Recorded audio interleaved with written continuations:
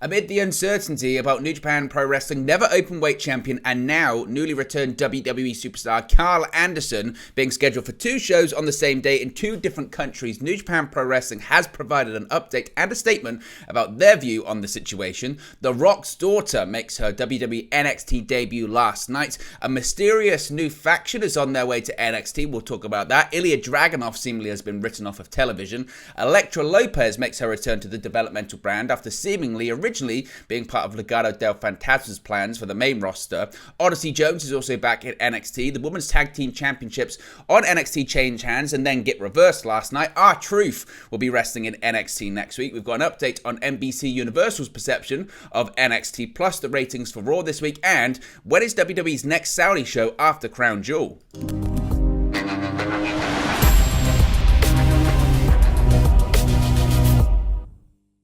Hey guys, welcome back to Wrestling News 365. Hope everyone is doing very well. As always, there are plenty of news stories to get into. If you heard that intro, you know we've got so much to get into today. So let's get straight into the latest developments with Karl Anderson, WWE, and New Japan Pro Wrestling. We knew something was going to have to happen with this, and New Japan isn't happy. New Japan Pro Wrestling has issued an official statement regarding WWE's booking of Karl Anderson for WWE Crown Jewel on November 5th, 2022. With the team of the OC scheduled to face the Judgment Day at the Saudi show, it has cast doubt into Anderson's ability to defend the never openweight championship, which he's currently holding at the moment, against Hikuleo on the same date for New Japan Pro Wrestling in Japan. The New Japan president Obahari has stood by the belief that they correctly negotiated the Anderson-Hikuleo match and that this commitment should stand despite claims made by Anderson and Gallows on Twitter. Now, New Japan has made an official statement on their website regarding the insurmountable situation they found themselves in, saying, quote, "Thank you for supporting New Japan Pro Wrestling." Early morning Japan time on October 20, never openweight champion Karl Anderson posted a video on social media indicating that he would not be making his advertised commitment on November 5 in Osaka. New Japan Pro Wrestling had announced Anderson's match with Hikuleo for the never openweight championship on October 4th. Despite commitments from Doc Gallows to the contrary in Anderson's video, the booking was made through the appropriate channels and with Anderson's expressed approval. However, after the match's announcement, both Gallows and Anderson would appear on the October 10th edition of WWE's Monday Night Raw broadcast. This led to WWE announcing a match featuring both men for their Saudi Arabia event on November 5th, in direct conflict with Anderson's prior commitment. New Japan has for the past several days attempted to negotiate with Anderson, but that has not been met with a response. Should Anderson decide to renege on his scheduled championship match, he will be required to vacate the never openweight championship and return the title belt to New Japan immediately. New Japan Pro Wrestling holds its champions to the highest standards of professionalism and sincerely apologizes to fans for any disappointment or inconvenience caused by this matter, end quote. With New Japan hopeful of a resolution, it looks like the ball is in WWE and Karl Anderson's court as to how they will handle this sticky business situation, with the result no doubt leading to a better understanding of how WWE will do business with other companies in the new Triple H, Nick Khan and Stephanie McMahon era. So we reported the other day that New Japan was furious about how the situation was handled, and whilst New Japan was made aware that Karl Anderson and Luke Gallows were returning to WWE, and whilst they were given prior warning that they would be returning to WWE on this Monday Night Raw broadcast, just days after it had been announced that Anderson was going to be facing Hikuleo for the Never Openweight Championship, it would appear that at least they assumed, okay, Gallows and Anderson are going back to WWE, but certainly the things that have been announced so far, of which there was one date, this November 5th date, Anderson would still be making that appearance. As I've said before, though, the issue they have is that Anderson and Gallows were not under contract. They're not under contract with New Japan Pro Wrestling, and they have signed lucrative new deals with WWE. So at the moment, WWE has priority over their dates. You could argue that your word is your bond, and in pro wrestling, it's a bit of a no-no not to appear on an advertised or a scheduled advertised commitment, but it was only just that. It was a verbal commitment. So I can understand both sides of the situation here, and it's a difficult one. From Karl Anderson's perspective, he'll be thinking, I really do, and this might be the part of it, is this all comes down to money. It always comes down to money. And in reality, Anderson will probably be thinking, if it was any other pay-per-view, I would just do the New Japan thing. I drop the championship and then I'm still scheduled, or at least I was scheduled for Wrestle Kingdom in January. I do that, and then we'd go our separate ways. The issue is that it's Crown Jewel, it's Saudi Arabia, and it's the most profitable event of the year for WWE talent, apart from WrestleMania. And even so, they probably actually make more money on these Saudi shows than they do WrestleMania, because there's just so much money involved in that. And from Anderson's perspective, he might be thinking, well, yeah, I can do my scheduled commitment, or I can go to Saudi Arabia and I can make a ton of money. And that's ultimately what he's come back for, is a ton of money, because he said several times, I'm never coming back unless it's for a ton of money and I want to do a Saudi show and get myself a second pool. The second pool's right there, Karl, and that's what he wants to have. So I don't know how this one gets resolved. I don't know if New Japan's statement is part of an ongoing work and we're going to have Anderson make a New Japan appearance in the next week or so. I don't know. I would be really surprised if Karl Anderson defends the Never Openweight Championship against Hikuleo on November 5th. I think the Good Brothers, the OC, will be in Saudi Arabia to face the Judgment Day. They've now had a couple of weeks of television to build it up. I know Karl Anderson got attacked this week on Raw and was icing his balls during a backstage segment, but that's the match they're doing at Crown Jewel. So I guess the championship will be vacated unless they can figure something out in the next couple of days. What it does lead into question now is what's going to happen in January, because of course Gallows and Anderson were scheduled for Wrestle Kingdom in January in the Tokyo Dome. That match hadn't been announced yet, but certainly they were factored through creatively until January. That might change now, and the relationship, that there wasn't really one between WWE and New Japan anyway. AEW is their international partner, and of course they have a partnership with Impact Wrestling as well, but WWE wasn't in a working relationship. But as we just spoke about a few seconds ago, previously, with the old regime of WWE, they didn't play well with others and other companies, and any working relationship they had was very one way. It was, how can you benefit WWE? So this is going to be really interesting to see. Has that mentality changed? But it is a complex situation, I do think, because I understand WWE's perspective of, well, he's under contract to us. He was never under contract to you.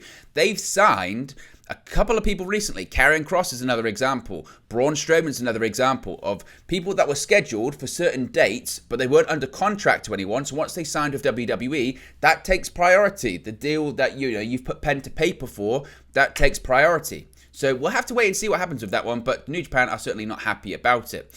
A huge debut last night on NXT, if you know the lineage of this superstar, because a hotly anticipated new WWE star has finally made their debut and has joined an existing faction as their latest member. Joe Gacy took to the ring last night on NXT with his 3 comrades. The mysterious new member was finally revealed in the Schism. After a promo by Gacy, Rip Fowler and Jagger Reed finally revealed their 3rd member, and although before the reveal the attire strongly suggested a female, finally the person was unmasked and revealed to be the debuting Ava Raine. In her first promo on WWE television, Ava Raine introduced herself to the world saying, quote, "The love and acceptance the Schism has given me defies any preconceived notions about who I'm supposed to be. This family completes me. I am Ava Raine." You may have heard of Ava Raine in the context of her literal family, including her father, WWE legend, the most electrifying man in sports and entertainment, Black Adam, Hercules, former WWE champion, future WWE Hall of Famer, the real head of the table. The Rock is her father, of course. Ending with, quote, 4 roots, 1 tree, the Schism faction seems to be set, and dispelling many rumours that perhaps the Triad were joining Bray Wyatt on SmackDown. So Ava Raine makes her WWE debut, and of course, look, the scrutiny on her is going to be absolutely ginormous. Her father is one of the greatest WWE superstars of all time. Not one of the best wrestlers of all time, but certainly superstars. I mean, he's the biggest movie star. In addition to being one of the most recognizable and greatest and biggest money-drawing WWE stars in the history, or just wrestling stars in the history of the business, he's also this generation's Arnold Schwarzenegger. He's also like the biggest box office movie star on the planet. He's Black Adam right now, and the movie's #1 at the box office. He's carrying the DC EU franchise and rebooting it on his back. He's one of the most successful businessmen, in sort of to transcend pro wrestling and entertainment. He's got a production company. He's the owner of the XFL. He's got a lot going on. So obviously, anyone with the lineage of The Rock stepping into a pro wrestling ring, there's going to be scrutiny. Now, you could argue, why didn't they give her the last name Johnson? Of course, her real name's Simone Johnson. Maybe because they just want to get her away from that pressure. Most time, it would be I think the cry of people would be acknowledge where she's come from, acknowledge her history. But in this sense, it's probably the best thing not to acknowledge her, at least initially. I know they kind of did about family stuff, and Shawn Michaels said it really well, actually, when he did some of these media calls recently, where he said, look, we're not going to pretend that we're not going to talk about someone's family, like with Bron Breakker, but in certain aspects, it's not required, and I think that's the case. What she'll be able to do going forward, I don't know. She's still really, really young. She's still in her mid to early 20s. She's had a terrible time with injuries so far. I think she's already had 3 or 4 knee surgeries, so we'll have to wait and see what she looks like in the ring. Certainly, it's a big moment, and there's going to be a lot of scrutiny on her. She's never going to live up to the stature of her father, because nobody will, related or not. Very few can get to that level, if ever. So it's going to be a difficult one to judge, but we'll have to wait and see what happens with Ava Ray. There was a really interesting and mysterious vignette that appeared on NXT last night, and the mysteries continue. It appears NXT will soon be invaded by Scripps, a possible new name of a superstar or faction. On this week's show, a mysterious vignette aired where an altered voice left a voicemail on the answer machine of WWE's Performance Center in Orlando, Florida. The mysterious person, who referred to themselves as Scripps, threatened to rip all of NXT apart through a message. They said, quote, "Let go of all your pain, washing away your deepest fears. Listen with your eyes, speaking with your ears." It was almost a poem. "Awaken from the pits you call the dark. Opening up to my soliloquy is just the start. Watch as I come and leave my mark, as I plan to rip all of NXT apart. Sincerely, Scripps." Incidentally, and this is always where the answers lie, with Bray Wyatt and any other mysteries, WWE recently filed a trademark to trademark the term Scripps earlier this week. Besides Scripps, WWE recently filed trademark names such as Tank Ledger, Eka Brown, Luca Crucifino, Tabard Heights for entertainment services. The name Tank Ledger is being used for former football player Joe Spivak, who recently debuted on NXT Level Up after signing a WWE NIL contract. Some fans on social media believe Scripps could be the name of a superstar being repackaged with a new gimmick, especially since the person used an altered voice to leave the voicemail. We'll have to wait and see. We haven't really heard too much about it. Again, it goes. I think WWE is learning very quickly. People like mysteries, because social media goes crazy with mysteries. The voice was quite funny. It must be said. It was an altered voice that was quite funny, but I don't really know. We'll have to wait and see who it indeed is. Ilya Dragunov got stretchered off last night, kayfabe anyway, and despite making his jump to NXT television pretty recently from NXT UK, has he already been written off of television? The main event of last night's NXT saw JD McDonough take on Ilya Dragunov, as 2/3 of the Halloween Havoc main event did battle once again. After the big match on Saturday, the former 2 NXT UK stars went to war to settle an old score, as there seemed to be a clear winner coming out of that match. After a hard-hitting and entertaining match, saw JD McDonough continue his vicious assault on NXT by seemingly eliminating Ilya Dragunov from competition. McDonough won the match via submission hold on Dragunov, who was unable to respond to the referee, with McDonough continued to hold the hold well past the end of the match. In a classic wrestling trope signaling someone may be headed for some time away from television, Dragunov was shown being transported out of the ring via a stretcher as the show went off the air. And we haven't heard a medical update or what the plans are going forward, but it would appear that maybe Dragunov maybe has an injury, maybe there's something else they want to do. They want to remove him from television for storyline purposes. We don't know, but Dragunov seemingly was written off of television last night. Electro Lopez is back in NXT after confusion about her call-up status to the main roster with Legado del Fantasma. After her former faction, Legado, was called up to the main roster and debuted on SmackDown without her, Electro Lopez, of course, has been missing from WWE. With her future seemingly being unknown, it was unclear if and when she would appear on our screens once again until last night. During a match between Sol Ruka and Indy Hartwell, Electro Lopez struck and attacked both women. After the beatdown, warning, "I'm back, bitches, and I'm coming for all of you debut, she left up the ramp. For their part, Santos Escobar has explained, certainly he did on SmackDown last week, the switch up in the lineup to some degree, providing the rationale behind the acquisition of the talented Zelina Vega. Vega, of course, replaced Lopez on the main roster version of the stable without much explanation within WWE television regarding why she had gone or the reason for the change. So good to see Electro Lopez back. I still think, as I mentioned, the Zelina Vega inclusion and Legado del Fantasma was the right call. I know people were saying, well, it wasn't really broken, why are you trying to fix it? And I understand that. But I do think Vega, given her experience and her ability to talk, her promo skills is an upgrade. And I do think also Electro Lopez just has a little bit more to go in terms of her in-ring work and her character building. So I'm interested to see what she's going to do in NXT, and I think it'll be a really good opportunity for her. So great to see Electro Lopez back. Speaking of returns, Odyssey Jones is also back too. Odyssey Jones has been away for such a long period of time, hasn't he? Last night's episode of NXT saw the return of Odyssey Jones, who appeared in a truck with several females attempting to offer consolation to Idris Enofe and Malik Blade after losing their NXT Tag Team Championship title shot against the Tag Team Champions Pretty Deadly earlier on in the light. Idris Enofe and Malik Blade were a little down until they got a cheerful parking lot greeting from Jones and Powers, with whom the duo elected to speed off to enjoy a presumably fun night. So Odyssey Jones is back. Great to see him back again. He's been out for a really long period of time after suffering that injury last year. So good to see Jones back. It was Tag Team Title Tuesday last night on NXT as well. And we thought we'd seen a title change. We had actually temporarily crowned new champions on NXT. But just within moments, the tables had turned. We saw a wild pair of finishes. After initially a finish saw Zoe Stark and Nikita Lyons pick up the victory and announce the new NXT Women's Tag Team Champions, soon the decision was reversed. According to a head referee, there was a tag made. Therefore, the match would continue, with the crowd extremely hot and supportive, seemingly of both tag teams by this point. After stunning their falls, finally the champions retained. Kaden Carter and Katana Chance are unlikely to be done with this duo of Stark and Lyons after an entertaining match had such an entertaining finish. The crowd were into it, certainly, so good for them. And again, I think it was smart, because when you build these things up, Tag Team Titles Tuesday, not that you need a change, but I guess it was playing with the audience's expectation. There's going to be a change. No, pull it back last minute. R-Truth is the latest main roster star to appear on NXT. And the way they did this last night was actually very, very, very good. It was very, very good.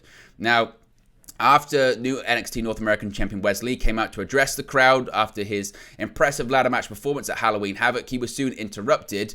Interrupting the heartfelt address was none other than Grayson Waller, who didn't care to hear any more from Wes Lee. However, before Waller and Lee could really get into it, the duo was interrupted by some unlikely theme music. Out came Monday Night Raw star R-Truth, wearing a Joker costume and welcoming fans to Halloween Havoc. It was very well done. Very well done. And therefore, because of this interaction, he had a bit of a back and forth with Grayson Waller. A match has been announced between Truth and Waller next week. R-Truth, the whole point with R-Truth is that he gets things dramatically wrong. So him coming out and welcoming people to Halloween Havoc, I thought was well done. And it continues this main roster crossover that we're seeing in NXT. And it gives people a reason to tune in every week, right? You never know which main roster star is going to show up. So I think that works out pretty well. Speaking of NXT, what's the feeling with NBC Universal? Obviously, they own the USA Network, which is where NXT airs. So how are they feeling about WWE's developmental brand? Now, WWE's relationship with their television partners will be a bigger topic of contention as 2023 looms near, due to pending contract renewals. The company has 2 weekly television shows on their networks, Raw and NXT, on the USA Network. Coming off the heels of their latest premium live event, Halloween Havoc, the brand hit another milestone. Wrestling Observer's Andrew Zarian took to Twitter to share a pretty positive stat for the NXT brand. He tweeted, quote, "Halloween Havoc was NXT's most viewed standalone premium live event since the start of the Peacock relationship.